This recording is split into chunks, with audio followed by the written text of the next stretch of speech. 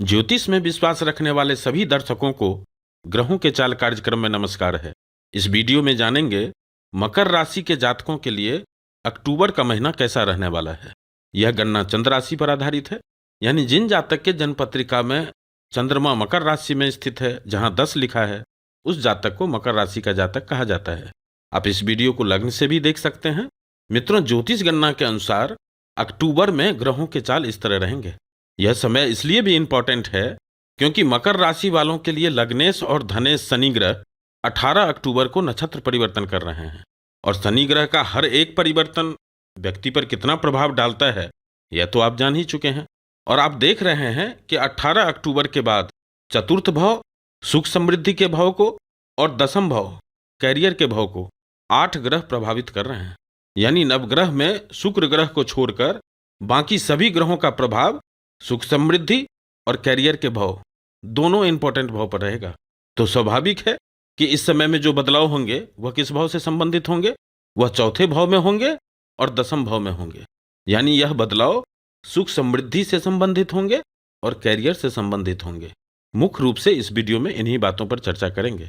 मित्रों, इस समय में यानी अक्टूबर के महीने में मकर राशि में जो सबसे अच्छा योग बन रहे हैं वह योग बना रहे हैं बुध ग्रह। मकर राशि के कुंडली में बुध ग्रह छठे और नवम भाव भाग्य भाव के स्वामी होते हैं।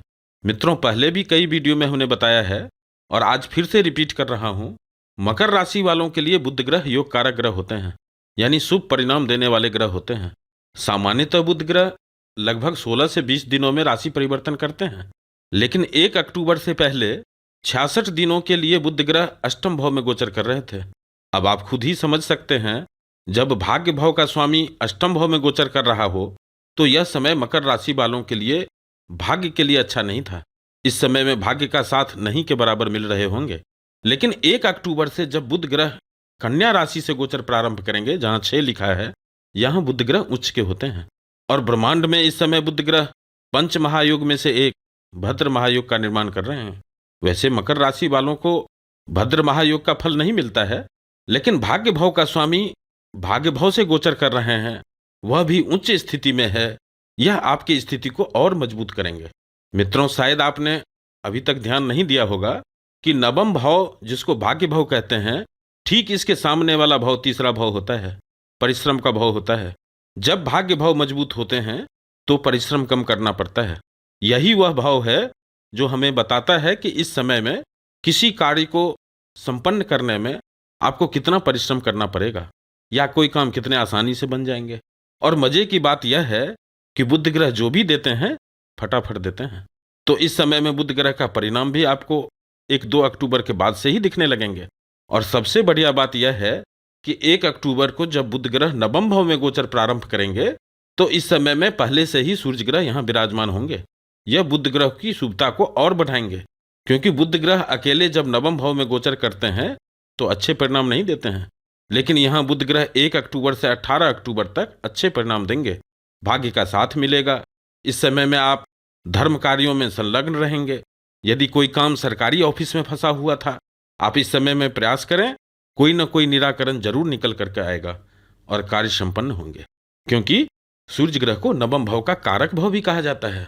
यहाँ सूर्य और बुध ग्रह मिलकर बुधादित्य योग का भी निर्माण कर रहे हैं। इसलिए इस समय में आप जो भी सरकारी ऑफिस से संबंधित काम करेंगे उसमें कम परेशानी होगी, कम परिश्रम में ही आपका काम संपन्न होंगे। इस तरह के योग बना रहे हैं यहाँ पर ग्रहों की युति। अब आगे बढ़ते हैं तो 18 अक्टूबर को 3 प्रभावी बदलाव हो रहे हैं। पहला सूर्य का राशि परिवर्तन हो रहे हैं, दूसरा बुध ग्रह का राशि परिवर्तन हो रहे हैं, और तीसरा शनि ग्रह का नक्षत्र परिवर्तन हो रहे हैं। पहले चतुर्थ भाव और दसम भाव पर जो अधिकांश ग्रह का जमावड़ा है, पहले इन दोनों भावों के बारे में जानते हैं और इसके बाद शनि ग्रह का नक्षत्र परिवर्तन का क्या प्रभाव रहने वाला है उस पर भी डिस्कस करेंगे। क्योंकि मित्र, आप जानते ही हैं कि जब शनि की साढ़े साती या ढैया का प्रभाव चल रहा हो तो आपको क्या मिलेगा और कितना मिलेगा, इसका अंतिम डिसीजन शनि ग्रह का गोचर को ही समझना चाहिए। मित्रों, इस समय में खास करके 18 अक्टूबर के बाद दसम भाव को, कैरियर के भाव को 6 ग्रह एक्टिव कर रहे हैं। यानी नवग्रह में शुक्र ग्रह और शनि ग्रह को छोड़कर बाकी सभी ग्रहों का प्रभाव कैरियर भाव पर है। तो स्वाभाविक है कि कैरियर से संबंधित कुछ न कुछ बदलाव जरूर होंगे। अब जिन मकर राशि वालों को कैरियर के क्षेत्र में वृद्धि होंगे उनके लिए तो बल्ले बल्ले का समय है, यह तो अच्छी बात है। लेकिन अधिकांश समय ऐसा देखने में आया है और जो मेरा अनुभव है कि जब ग्रहों की ऐसी स्थिति बनती है तो कुछ ही लोग ऐसे होते हैं, यानी हजारों में एक व्यक्ति के कुंडली में इस तरह के ग्रहों की स्थिति होती है जिसको लाभ होता है, और जिनको इसका लाभ होता है उनको अत्यधिक लाभ होता है। एक बड़ा बदलाव देखने को मिलता है, और यह बदलाव किन क्षेत्र में होंगे? कैरियर के क्षेत्र में होंगे, क्योंकि अधिकांश ग्रह कैरियर के क्षेत्र को प्रभावित कर रहे हैं। यानी जिनके जन्म कुंडली में दशा अंतर्दशा शुभ ग्रह के होंगे, योग कारक ग्रह के होंगे, तो यही वह स्थिति है जिसके कारण कुछ लोगों को शनि की ढैया होने के बावजूद प्रभुत्व वाला पद प्रतिष्ठा, जैसे एचओडी, सीईओ, विधायक, मंत्री, मुख्यमंत्री, प्रधानमंत्री, राज्यपाल, राष्ट्रपति जैसे पद तक पहुंचा देते हैं यह ग्रहों की युति। कहने का मतलब कार्य क्षेत्र में एक प्रभावी, एक अलग रुतबा देखने को मिलते हैं। लेकिन मकर राशि के अधिकांश लोगों को इस तरह के गोचर में नुकसान ही झेलना पड़ता है। जिन मकर राशि वालों को बदलाव होंगे, जबरदस्त बदलाव होने वाले हैं। यह स्थिति दसम भाव के लिए भी होंगे और चतुर्थ भाव से संबंधित, माता, भवन, वाहन से संबंधित सभी मामलों में बदलाव होते हुए देखेंगे। अब यह बदलाव कितना प्रभावी होगा, यह आपके बर्थ चार्ट में ग्रहों की स्थिति और दशा अंतर्दशा की स्थिति पर निर्भर करता है। कुल मिलाकर इस समय में इन दोनों भाव से विचार करने वाले सभी कारकत्वों से संबंधित विषयों पर सचेत रहें, चेतना में रहें। कुछ न कुछ बदलाव होंगे जरूर। अब आगे बढ़ते हैं और शनि ग्रह की बात करते हैं। तो अभी शनि ग्रह वक्री अवस्था में गोचर कर रहे हैं और मजबूत अवस्था में गोचर कर रहे हैं। इसलिए जिन राशि वालों को शनि की साढ़ेसाती या ढैया का प्रभाव चल रहा है, उनके लिए यह समय खुशी में कमी की है। उनको इस समय में बड़ी मुश्किल से ऐसा कोई खबर मिलता होगा जिससे उनको खुशी मिले। अधिकांश लोगों को कैरियर में समस्या, रोजगार में समस्या तो आ ही रही है, लेकिन जिनके रोजगार, नौकरी कुछ चल भी रहा है, उनका भी खुशी गायब है, चाहे वो सरकारी ही जॉब क्यों न कर रहे हों। इस तरह का प्रभाव दे रहे हैं यहाँ पर शनि ग्रह, और ऐसा ही हो रहा है अभी मकर राशि वालों के लिए।